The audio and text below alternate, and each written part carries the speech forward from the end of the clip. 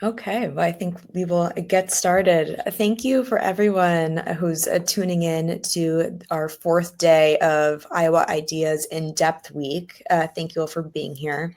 This is the ninth year of Iowa Ideas, and it's an event that explores topics that are important to Iowans across the state. And we're excited to have another great week of discussions about how extreme weather is impacting Iowa. Before we get into introducing our panelists for this session and getting into some questions, I just want to say a quick thank you to ICT Midwest for being our sponsor for this session. And our sponsor support helps keep these discussions through Iowa Ideas free for everyone. So thank you, ITC Midwest. One more housekeeping note for the attendees attending this session. You should be able to submit your questions for our panelist in the Zoom box. When you do that, I will read them to our panelists and incorporate them into the conversation. So please know that that's there whenever you have a question that you would like addressed.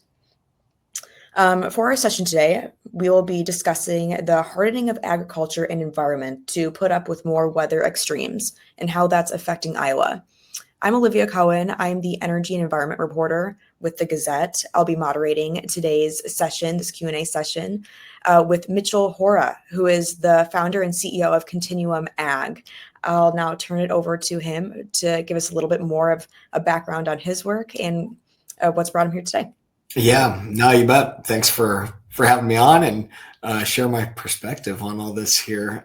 So like I said, I'm the founder and CEO of Continuum Ag, which is a software company with a big focus on regenerative ag, helping farmers manage their data and specifically helping farmers quantify, verify, and lower their carbon intensity. So basically helping farmers utilize their data to quantify their carbon footprint, help them verify that, and lower their footprint with more soil health building practices. I'm a farmer myself, so I'll share perspectives from my family's farm. I'm seventh generation on my family's farm. My family's been farming here in Southeast Iowa for 152 years. Primarily, we're in the north part of Washington County, so we farm between Washington and Riverside. We also have a farm in western Muscatine County, which is where my mom grew up, so we farm my grandpa's ground over there.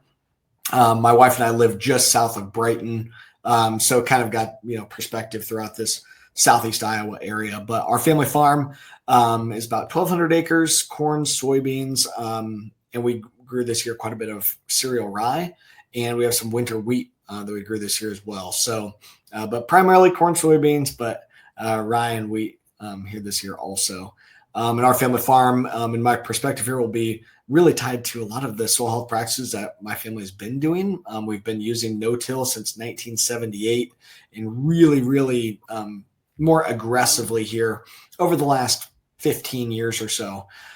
We've been using cover crops since 2013 and really aggressively utilizing cover crops over that time frame. So that's kind of where my perspective comes here. Continuum Ag works with farmers in more than 40 states and 20 countries. So try to bring some of that perspective to the conversation here today from a global aspect, but most near and dear, of course, being my family's farm north of town. And my perspective on it also comes that my wife and I have two young kids and a third on the way that are part of the 8th generation of my family being here in Iowa. So very much thinking about long-term resiliency and the long-term opportunity for the next 7 generations of Horas to come. Absolutely. Thank you so much, Mitchell. We appreciate it.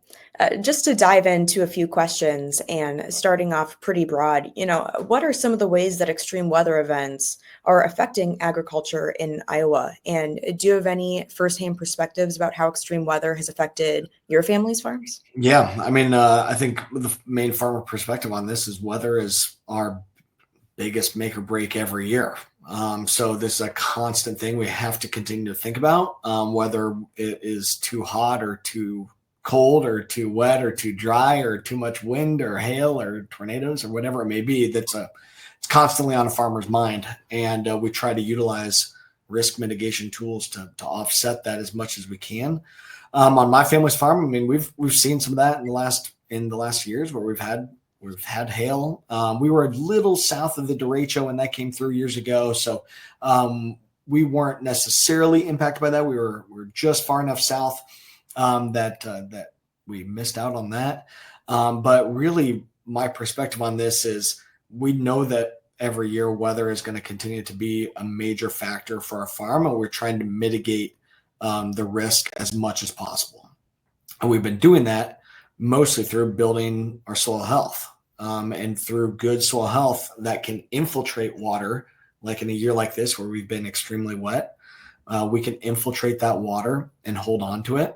And in years when it's dry, like we've seen a lot of over the last couple summers, we have better water holding capacity because we have better soil health, meaning better soil organic matter, which equates to better soil carbon.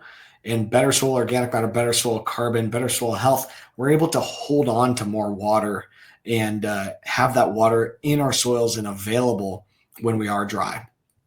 For example, 1% organic matter holds north of 20,000 gallons of water per acre. And on our farm, a lot of our farms now have organic matter north of 5% and sometimes even more than 6% organic matter, with each percentage holding 20,000 gallons of water. So really trying to work with our soil so we are ready for whatever Mother Nature is going to throw at us, because we know it's going to be different every year. And yeah, we know sometimes we get really hard rains, a lot of rain coming really fast. We've seen a lot of that here this summer. So we need to be able to infiltrate that water in, and I can speak to some of that data, but we need to be able to infiltrate our water in. We need to be able to hold on to it, make sure that that water stays on our farm where we can utilize it rather than all of that water causing issues downstream. Yeah, absolutely. You mentioned the importance of building soil health, and I'm sure that's top of mind for many Iowa farmers and people who work in the agricultural sector across the state. But what goes into building a healthier soil? How does a farmer start to do that? Yeah, we think about it in regards of mimicking Mother Nature and implementing the principles of soil health. And here in Iowa, we're blessed with incredible soils, and our soils are incredible and some of the best in the world because of the natural prairie system, which developed those soils, right? The natural tall grass prairie. So the principles of soil health aim to mimic that natural system that gave us these amazing soils that we're privileged to be able to farm. And in that system, Mother Nature shows us that you need to maintain soil armor. So keeping cover on the soil is principle number one. You need to minimize disturbance, which is principle number two. So avoiding tillage, avoiding over application of pesticides and fertilizers. So armor, minimize disturbance, maintain living roots is principle number three. So keeping a living root out there all year round, fostering diversity and implementing diverse species of plants out there as much as we can, like the native prairie system that had lots of different types of species of plants. So we try to implement diversity on our farm. The fifth principle is to integrate livestock. And on my family's farm, we don't necessarily raise livestock, like to sell them or raise them commercially. We think about the livestock being even the little critters and stuff, the biology, earthworms, but insects, pheasants, deer, quail, even coyotes and those kind of things, now predators and stuff, to maintain equal balance. So think about livestock and just above ground and below ground life on the farm. And it's important as farmers are looking at mimicking Mother Nature that they do so to the context of their farm. Every farm can implement soil health practices differently for the context of their operation, meaning it's going to look differently in different parts of the state or different parts of the country based on climate, based on when you're freezing up in the fall, when things thaw out in the spring, based on the amount of rainfall you get, based on the soil that you have and the health of that soil as a starting point. Those are all going to factor in differently. But to be more specific, the main things that we do on our farm is utilize no-till, which means that when we harvest our corn or soybeans in the fall, we leave the residue out there, and that provides armor on the soil. And we don't do disturbance. We don't use tillage to incorporate that leftover residue. We leave it on the soil surface as a protectant for that soil. And then we plant cover crops, and cover crops survive over the winter time.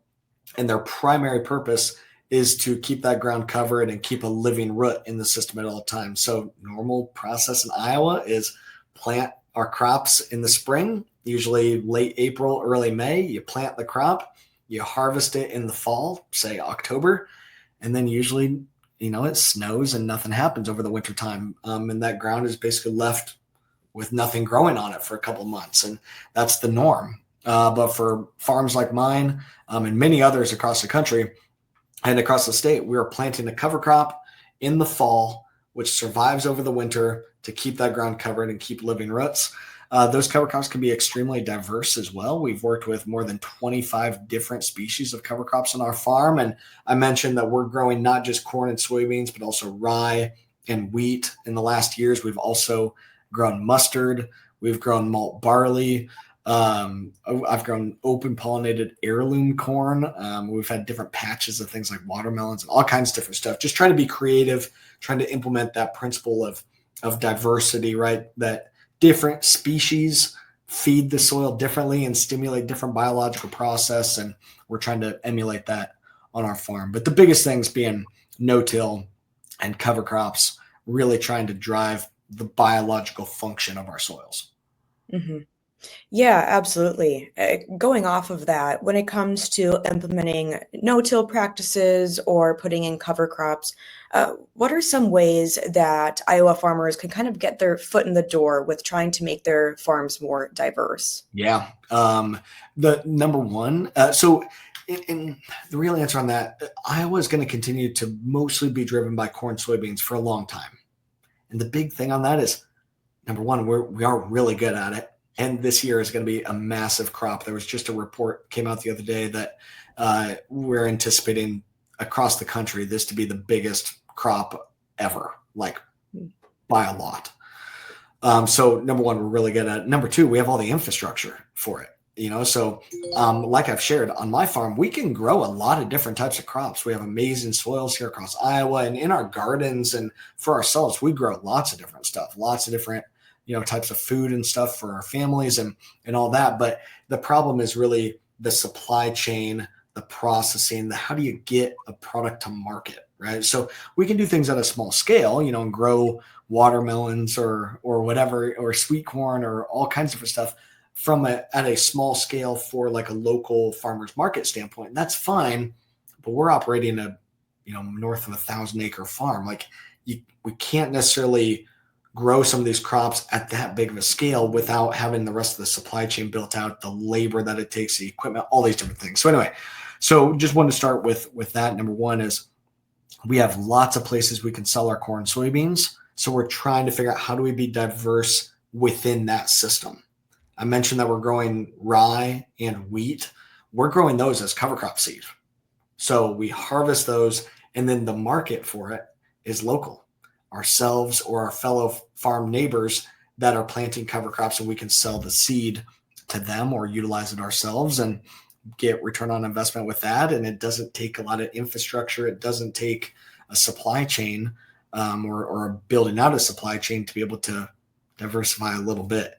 But cover crops are an easy way for a lot of farmers to diversify. If you're getting started with it, I recommend after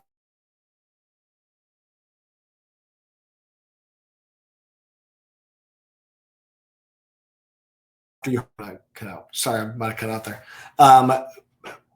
Cover crops ahead of soybeans is easiest kind of soil health cover crop 101. So cereal rye, plant in the fall, plant soybeans into it in the spring. And that's the most foolproof way to get started.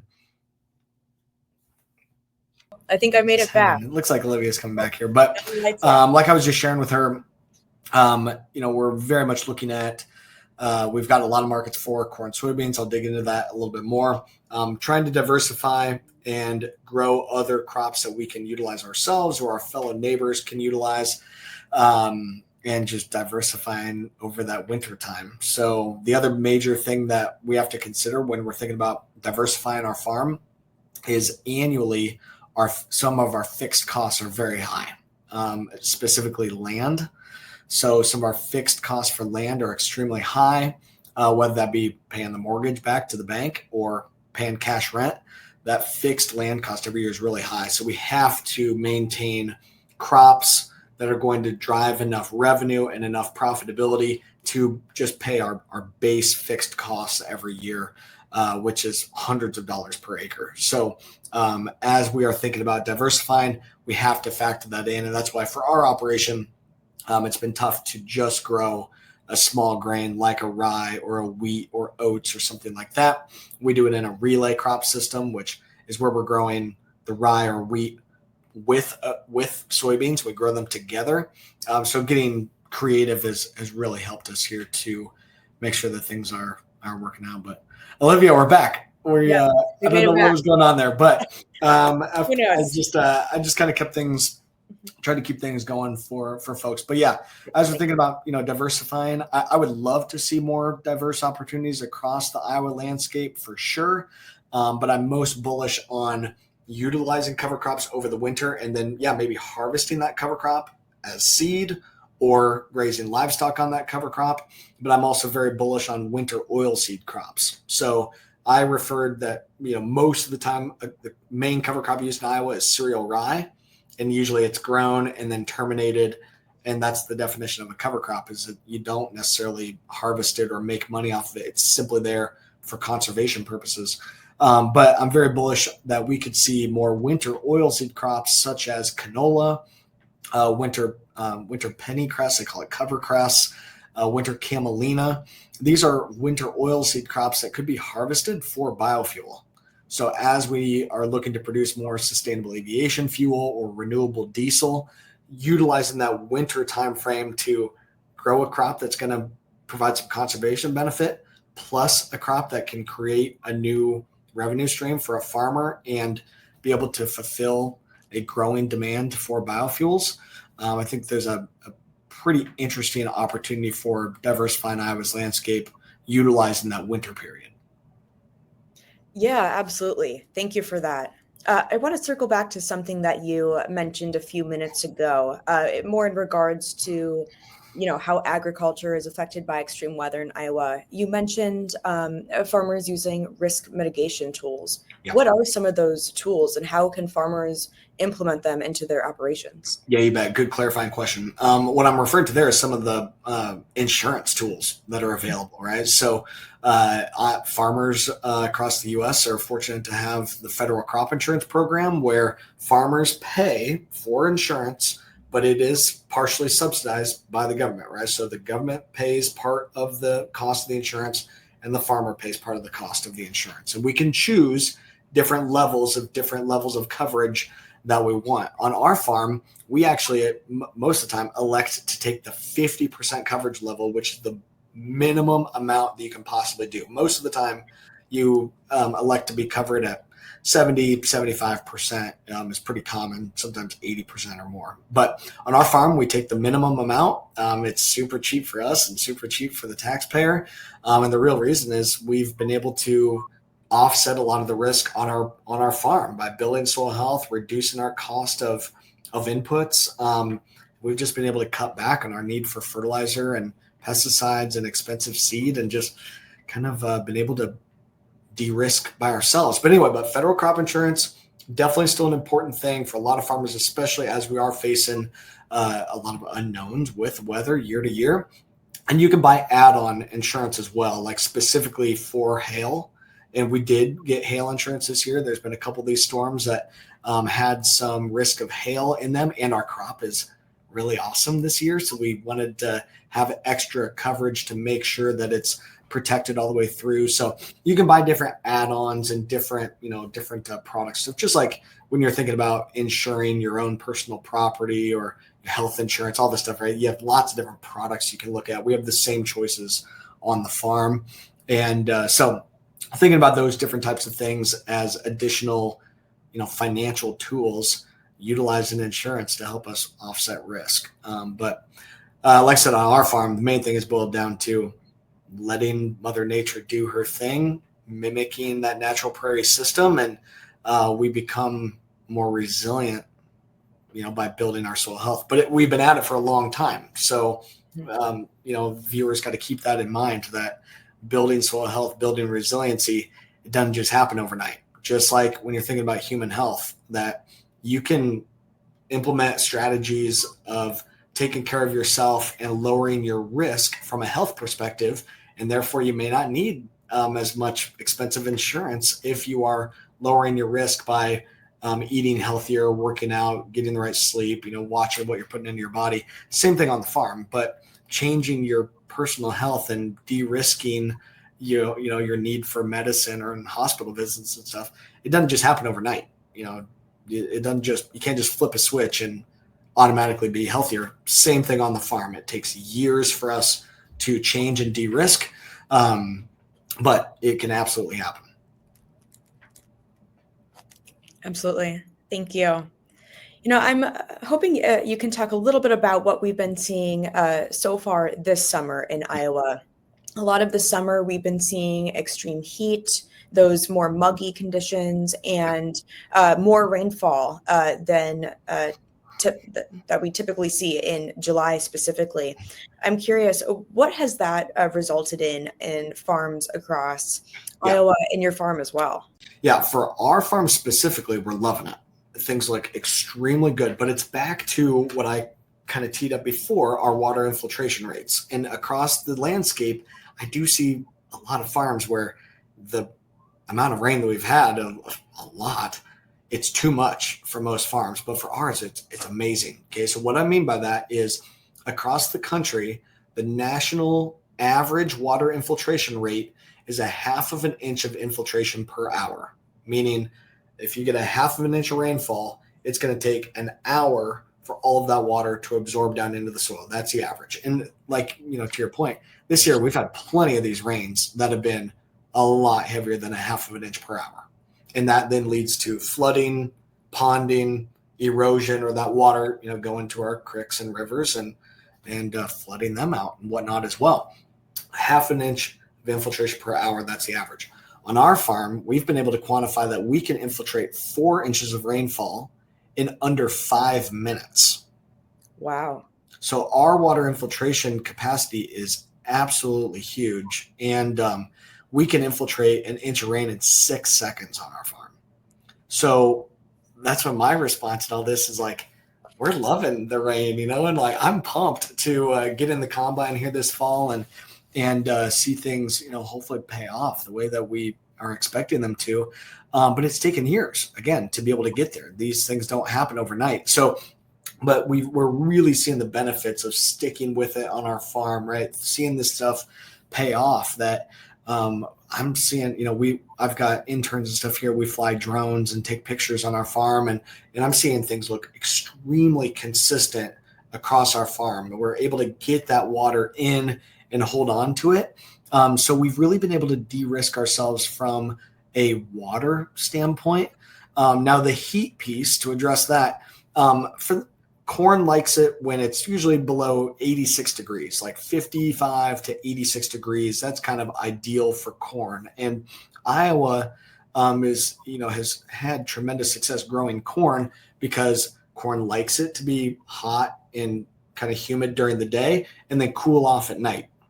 And so what farmers really look for from a temperature perspective is if it doesn't cool off quite adequately at night, meaning getting down to the low 80s or even into the 70s at night, that can be a little too warm. Like corn likes to warm up during the day and be able to cool off at night, and it respires and stuff. Don't need to go into all of the details, but corn likes cooler nights. And what we especially watch for from a heat perspective is if it's too hot during pollination, that can be detrimental as well. And from what I've seen so far this year, there's some farms that absolutely had some issues as far as across the state and whatnot. But on our operation, things look really good. And I think part of that being if you've got good, healthy soils and have water in the soil, the plant is able to transpire a lot of that water out of its system and cool itself, just like how we sweat. Corn does kind of the same thing where it can pull water up through it. And you kind of hear that talked about sometimes, right? People talk about the corn sweats in Iowa and stuff. It's the same type of thing, right? So corn can pull water through its system, exude it in the atmosphere through transpiration. And basically it's a cooling mechanism, just like we do when you sweat, right? And that condensing, that cooling cools the plant off, cools us off. So when we've got, moisture in our soils and soil that is breathing and is healthy, it helps us be more resilient against these hot summer days like we've had. A lot of times, having a window of nice hot summer, a lot of times we think of that as being good, at least on the crop side of things. Livestock farmers may say a different answer for really hot conditions, 100 degrees or more. But little windows of it is okay. But yeah, this year, definitely been hot and humid. Luckily, we've had the water to be able to balance that out, or else my answers could be very different. It's when we're hot and dry that we don't get that transpiration, and the corn, we called it, burns up. That water really saved us here this year. Mm-hmm. Yeah, that's really interesting. Thank you. Going back to what you were talking a little bit about with the rainfall this summer, about how in your farming operation, I believe you said it was 4 inches in 5 minutes it can absorb. Yeah. I'm curious, based on the consulting side of the work that you do, what have you been seeing from other farms who might not have as healthy soil as your farm does? Yeah, no, that's a great question. I actually had a project going on here this year where we were evaluating farms across the country and looking at water infiltration. And some of those farms that we were seeing, they were doing things like, 1 inch in 30 minutes, or maybe 1.5 inches in 30 minutes. Plenty of farms that are kind of partway along their journey that can infiltrate it into rain in maybe 5 to 8 minutes or so, which is still pretty darn good, and they're not maybe as far along in their journey as us. But we also tested some soils where the soil is really not that great, or the farmer hasn't been doing as much soil health practices. And yeah, they have a hard time infiltrating an inch of rain, even in an hour-long period, kind of like I shared is the national average, only 1/2 inch of infiltration in an hour. Like, that's not good. So, and the key is that if you have soil that does not have good soil structure, when rain hits it, the particles break apart. And when the particles settle back together, they settle in really tightly, kind of like, and become unpermeable like concrete. Where in our soil, we have good soil structure, which has pores in it, kind of like a sponge, or we want our soil to look like chocolate cake, right? Where it's got air pockets in it, it's got holes in it, but it holds itself up. That's built out with good biology and with living roots over time. And we have to continue to build up those aggregates, is what we call them. So across the landscape, I've definitely seen varying levels of ability to infiltrate water. And even as you drive across the countryside right now, you may see pockets of corn and soybeans that look kind of yellow, maybe in the lower lying areas of farms. And you can kind of see some stressed yellow looking crop, likely due to its inability to properly infiltrate water. And it may be okay at infiltrating. It's just, this year we've had some really heavy rains, and in that situation, even if you're moderate at being able to infiltrate rain, when you get these really heavy multi-inch rains, your soil may not be able to fully handle it. So, and again, we've been able to stick with it and see the fruits of our labor pay off. And for context on that, I start seeing really good infiltration gains being made, usually in that 3 years, 5 years, if it's a week or so, maybe 7 years, you can really start seeing some major improvements. Even in year 1, you can see some improvement, but you start creating more stable, meaningful improvement after you keep with some of these soil health building practices for a handful of years. Mm-hmm. Absolutely. Thank you. Kind of zooming out from heat and rainfall that we've seen so far this summer. You mentioned hail a little bit early in the conversation as well, but what are some other extreme weather risks to Iowa's agricultural sector that, are maybe overlooked or not talked about enough? Yeah, I maybe thinking about actually over the winter. So over the winter, we like to have a nice, consistent blanket of snow. And having a consistent blanket of snow actually helps to protect our cover crops as they're growing. But we like to see in the fall a little bit of some freeze thaw action, what they call it. So when the soil gets cold and freezes up, then it thaws back out, the soil can kind of break apart, and you can relieve some of the potential compaction issues in the soil and be able to get that soil to kind of work itself out a little bit, kind of massage the soil through freezing and thawing. And what I mean by that is when water freezes, it expands, right? So when the soil's got a lot of water in it, when that soil and that water freezes, it expands. When it thaws, it contracts back down, and that's where you get this, they call it freeze thaw action. So over the wintertime, we want to see that freeze thaw action. For our farm where we're growing crops over the winter, we don't like to have really cold conditions where there's no snow cover. Some of these crops that we grow over the wintertime, if it gets really cold, like 5 below, 10 below, or more extreme than that, 20 below, some of these crops, they don't like those really harsh conditions, at least not for an extended period of time. But if you have snow kind of acts as an insulator, and that soil and in the root zone, it doesn't get to those really extreme conditions over nighttime, really harsh lows, right? So that's the other piece to kind of think about. Also, that freeze, thaw, and cold conditions over the winter help to kill off disease and kill off insects and stuff as well.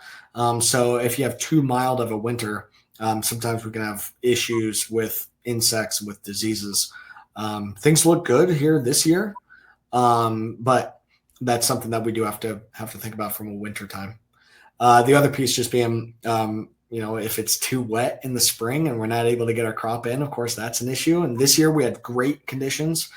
We did have some periods where it was wet in the spring, but on our operation, we were able to get the crop in as early as we've ever done it, which is great. We started on like April 13th or so, which is about normal, maybe an extra 3 or 4 days earlier than typical. But it's about right. Usually around April 15th is when we're targeting getting going.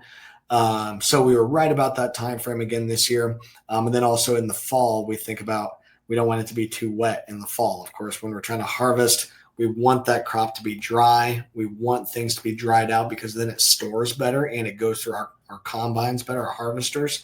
So we want it to be dry in the fall, so that way we can get the crop harvested and have it in really good condition. Mm-hmm. Absolutely. I think you addressed this next question some with talking about no-till and cover crops, but I'm curious, are there any other tactics that farmers can use in their farming operations to help protect their crops from extreme weather? Yeah. I mean, there's lots of different stuff. We've been playing a lot with different like biological products and stuff. So just like humans, can take probiotics and whatnot to be able to help with your gut health and getting you the nutrients and whatnot that you need. We have the same type of things for our plants. So biological products or different biostimulants and things that farmers can purchase that can make the crop more resilient, make the crop healthier. We've played around with a lot of those types of things on our farm with varying levels of success. We really want to build the good biology in our soil. We feel like that's going to be the most consistent and stable, but we have had good success with applying different biological products and stimulating plant health that way. Compost and manure can be a good way to mitigate against risk.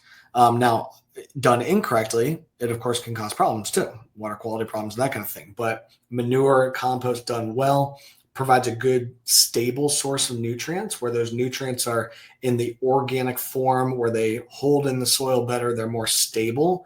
They can be subject to erosion, but if you are holding the soil in place like we are doing, utilizing manure in conjunction with no-tilling and cover cropping and whatnot, it can be a really awesome way to stimulate biology, get diverse nutrients into the soil, and utilize a waste product from one component of Iowa agriculture and use it as a nutrient from another side, So trying to think of those circular economies and whatnot. So those are important ones. That's really the main things. For us as well, it's just also we think a lot about splitting up our nutrient applications. So for our farm, we apply fertilizer. We utilize modern technologies and stuff, we're a conventional farm, but we apply our fertilizer usually in 3 to 5 different applications throughout the year. So we don't want to put on all of our fertilizer all at one time, because maybe it's going to get too rainy and you could lose some of that. And we don't want to do that. Or maybe the crop isn't really able to take it all up at that one time. We try to spoon feed it over time. And think about it just like, again, in human health, like most of the time, the extreme is you don't give a baby all of its food right when it's born for its entire life. Like, obviously that's not realistic. You got to eat and spoon feed throughout your whole life, and your need for nutrients and what you're going to eat changes throughout the year and throughout your lifetime. And that's the same type of thing of how we approach our crops as well. Try to spoon feed and try to, provide smaller amounts of fertilizer at different times throughout the year to spread out the risk, make sure that we're lowering our potential impact on water or the atmosphere. But it's also, typically better for our pocketbook as well. Mm-hmm. Yeah, absolutely. You touched on this some when you mentioned using manure and fertilizer incorrectly can result in other issues like water quality issues that we're also seeing in Iowa. But in terms of the other tactics you mentioned, like the biological products, are there any pitfalls to using those or anything farmers should be aware of when trying them? I think the biggest thing there is just that some of these biological products can be kind of expensive, and they may or may not work on your farm. Just like, again, I relate so much of this back to human health, especially for, I'm sure plenty of folks on here may not be, representative, may not be super familiar with ag. So hopefully I'm explaining things well.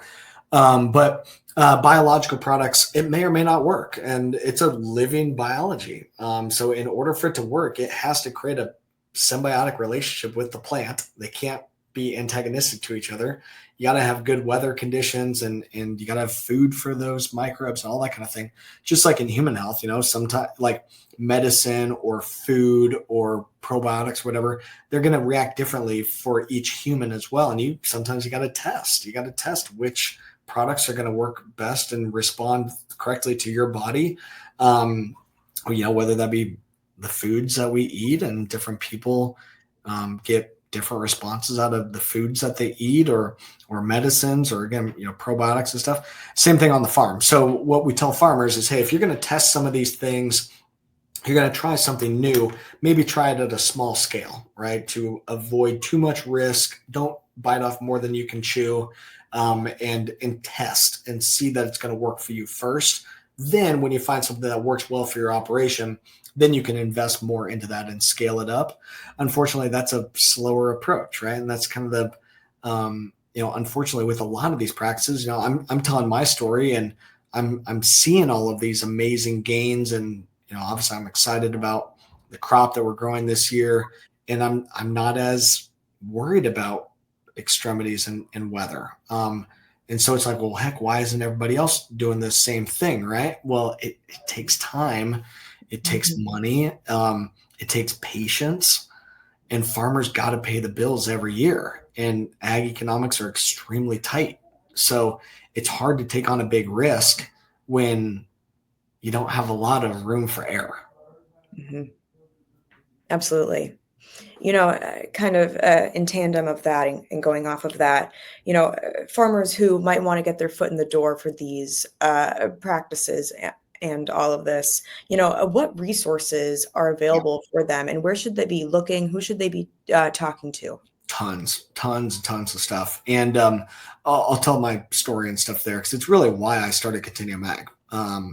So my family, here 10 years ago, we were really trying to figure out this whole cover crop thing. It was kind of a new fad, right? Iowa just released its Iowa nutrient reduction strategy. There were some new cost share dollars and stuff that were available. And we had some local neighbors that were part of the Soil and Water Conservation District that are saying, hey, there's some money out here for this new thing, cover crops. And we said, cool, we'll give it a shot. And there was this carrot, right, of some cost share money, some taxpayer dollars that we're like, hey, we want to try this thing. We want to protect our soil, protect the water. Like we feel like this is a good thing to do. And this money is going to help to offset the risk and the cost of doing this new thing. And so we took the money. It was about $25 is what a farmer can get when they're adding cover crops for the first time. I believe today it's $30 an acre, on a limited number of acres. It's all of these programs are limited and they try to spread the money out as much as possible. But anyway, I was at college at this time. Dad said, yep, I'll give it a try. And unfortunately, that cover crop hurt our yield, and we incurred other costs and whatnot. And we lost at that point about $100 an acre. So we took this carrot for $25 an acre and we lost $100 an acre. And that really prompted me and Dad to really try to figure out what went wrong. Like, where did we screw up? Because we didn't know what we were doing. And ultimately, that's what it resulted in, is the cover crop didn't screw it. It wasn't the cover crop's fault. It was our fault. We screwed it up. We didn't know how to apply it correctly. We didn't know how to terminate it correctly. We didn't know how to change and adapt our system to integrate this new practice.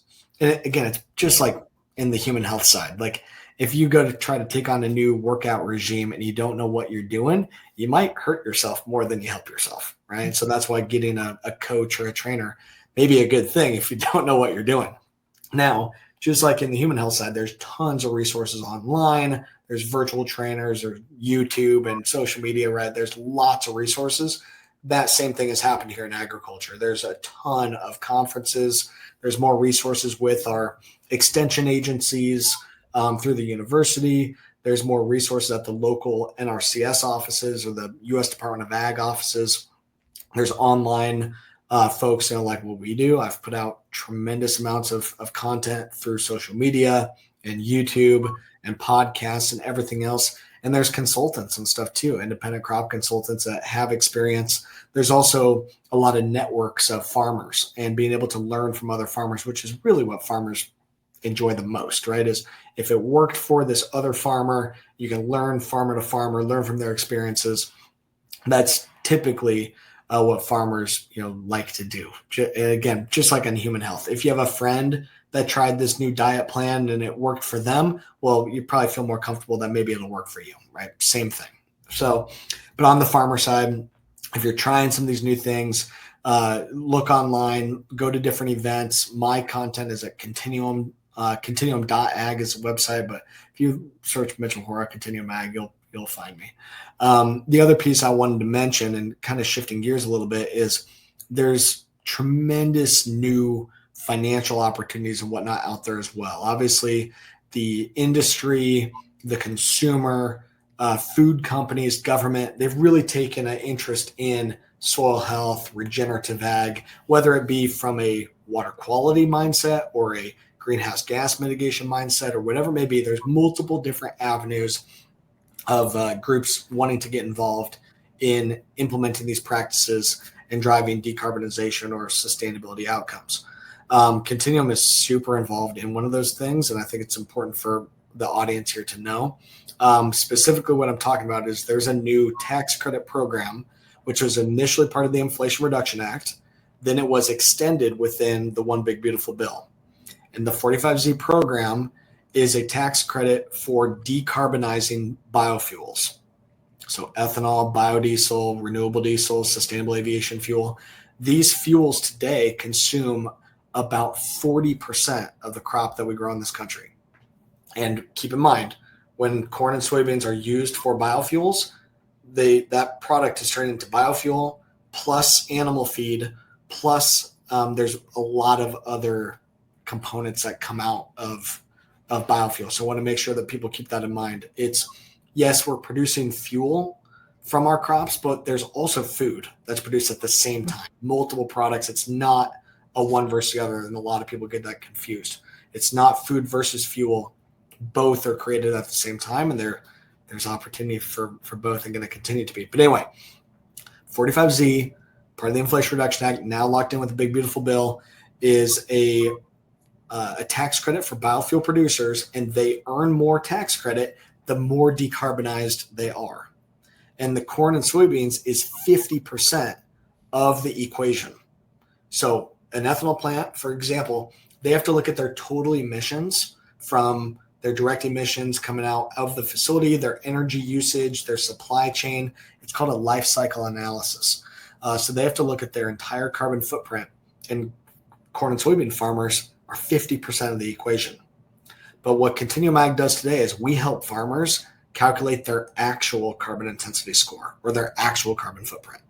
And we can do this through our software. It's called Topsoil.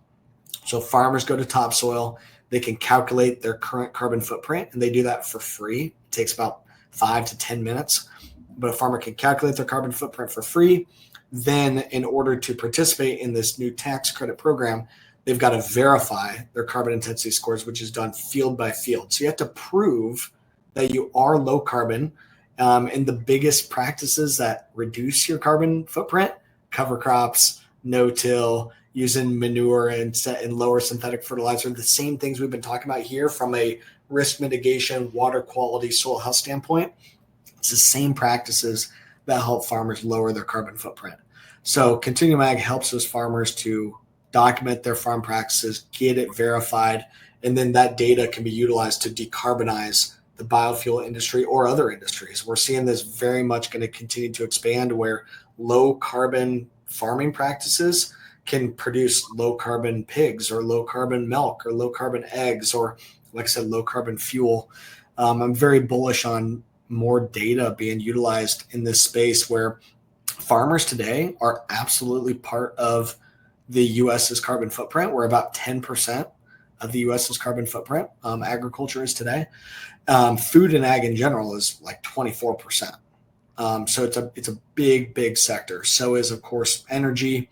And today, on average, a gallon of ethanol has a carbon footprint about 50% that of regular fossil fuel gasoline, just for an example. So gasoline has a high carbon footprint, of course, being a fossil fuel. Today, on average, ethanol has a score of about half of that of gasoline. But ethanol produced with corn like that coming off of my farm could actually see an additional 50% reduction in its carbon footprint. Okay, and so for some examples on this, I don't want to get into too much detail, but if people want to learn more, it's a really cool thing that's happening. And I think it's going to change global agriculture, change Iowa ag. I'll dig into that just a little bit more. But today, farmers have a default carbon footprint with a score of 29, and that's 29 kilograms of CO2 equivalent that's emitted per MMBTU or million British thermal units, whatever, of energy. We have a carbon footprint of 29.1. We are losing carbon when we grow our corn and soybeans today. However, on my farm, our score last year for our corn was a 2.6. 0 is carbon neutral. The year before, we were a -4. Actually carbon negative in growing our corn. Our soybeans last year were -19. So through some of these farming practices, what's really encouraging to me is we can actually be carbon negative in our farming practices here by utilizing these same practices that are going to make us more resilient and improve water quality. They also really reduce our greenhouse gas emissions. And now there's a really scalable tax credit that provides the financial incentives to do so. And in doing this, there's opportunity to impact a family farm's revenues by about 10 to 15%. So it's substantial financial opportunity here. And especially right now that corn prices are extremely low, farmers are looking for new opportunities to try to make it as a business and try to bring in new revenue. So some of these tax credits that are incentivizing really positive activity, I'm very bullish that it's going to really impact the landscape. And what I mean by that is in Iowa today, it's something like almost 10% of the crop has cover crops on it, something like that. And for corn, it'd be a lesser percentage. It'd be a higher percentage for soybeans. But in Iowa, almost 50% of our crops are used for biofuel. And now if those 50% have a very sizable tax credit to incentivize them to adopt more of these soil health practices, I think we're going to see a really drastic increase in rate of adoption of some of these practices like no-till and cover crops, because there's this new stable, tax credit driven offtake market opportunity to incentivize farmers to really make changes here and consider this. And I'm seeing it. We have millions of acres in our software. We've scored hundreds of millions of bushels of crop. And I'm really seeing farmer interest in adopting these things at a more heightened rate. And farmers, I think, are becoming more aware of these soil health practices. Again, back to social media, you can't open up an ag magazine without an article about cover crops. It is everywhere. But farmers are, again, worried, changing major things and screwing something up. You could take one step forward and 3 steps backward. But now, because of some of these new policy changes where it ties to this administration is it's energy, right? It's Trump's kind of mantra. Well, liquid biofuels ties into that mantra. And that's where we're seeing programs like this 45Z deal incentivize decarbonization and incentivize sustainability, but also incentivize, American energy done with renewable sources like corn and soybeans. So anyway, I think it's something that people need to be monitoring, and the economic impact that this can make and driving opportunity for our rural communities. It is a big, big deal. Yeah, absolutely. This is a good segue to, I think, the last question that I'll ask for you, just keeping an eye on the time here. Yeah.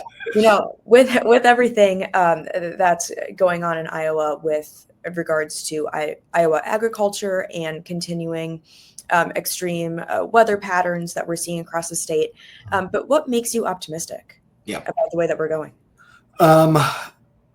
What makes me optimistic is I've seen firsthand that we can fix things. We can do better. I've seen my family farm become a lot more resilient.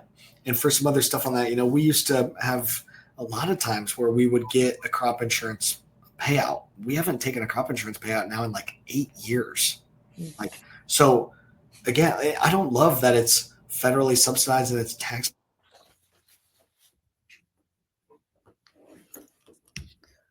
Oh, I think we froze again. Taxpayer dollars paying for some of these things. So we've been able to really now. Sorry, we're kind of cutting out there. So I was saying, I'm optimistic because I've seen change. I've seen things get better. I've seen things get more resilient. And on our farm, we haven't taken a crop insurance payout in years. So meaning we're less of a liability to the taxpayer because of the things that we're doing. I don't want to be reliant on government. I don't want taxpayer dollars financing us doing these practices and whatnot. And we're seeing that really, really pay off. But also, I'm just very bullish and excited for a lot of young folks coming into ag, our generation here that understand that we need to be more resilient, understand that some of these practices aren't weird to the younger generation, and things are starting to pick up more speed, pick up more momentum. People are more connected, right, with the consumer and knowing that they want sustainability, knowing that sustainability and greenhouse gas accounting and stuff, these things aren't going away. Mm-hmm. And there's more established programs and data and initiatives to tell our story that are really coming to the forefront. And this biofuel thing that I talked about, I think it ends up setting a really interesting precedent for being able to quantify agriculture's carbon footprint, being able to verify ag's carbon footprint and really utilize all this data that farmers have. But it also sets a precedent about tracking environmental assets through the supply chain. It sets a precedent about financially rewarding farmers for decarbonizing, which I think is really cool and can scale beyond tax credits. It can scale beyond biofuels. It can scale beyond corn and soybeans. So I'm very optimistic for a lot of these programs. And just for family farms to have opportunity out there. Agriculture continues to have one of the highest suicide rates of any industry. And part of that being, look at corn prices right now, not great. Look at input costs right now, not great. Look at, uncertainty in policy and in trade and some of the things. It's tough out there, but positive lights ahead, some of these programs and farmers being able to not be part of the problem. And we have to recognize that we've created some issues in water and in greenhouse gases and those kind of things. Farmers are recognizing we can all do better. And now here's a opportunity for farmers to really be a solution rather than just continue to take blame and be the problem. That makes me really excited. Mm-hmm. Absolutely. Well, thank you so much for joining us today, Mitchell. We appreciate it. And thank you to all the attendees who tuned into this session. And please join us tomorrow for our last session for In-Depth Week, focusing on extreme weather. That session will be focused on designing for the future and increased extreme weather. So that will be tomorrow at noon as well. Thank you again to our presenting sponsor, ITC Midwest. Thank you for being here today and sharing your insights, Mitchell. And one final note from me is don't forget to tune in to our Iowa Ideas Full Conference in October. That is a 2-day-long conference, and that will be on October 2nd and 3rd. Registration is live now, so please check that out for more details. That can be found at iowaideas.com. But thank you so much, and have a good rest of your day. Yeah, it's fun. Thanks for having me on. Thank you. See ya. Bye.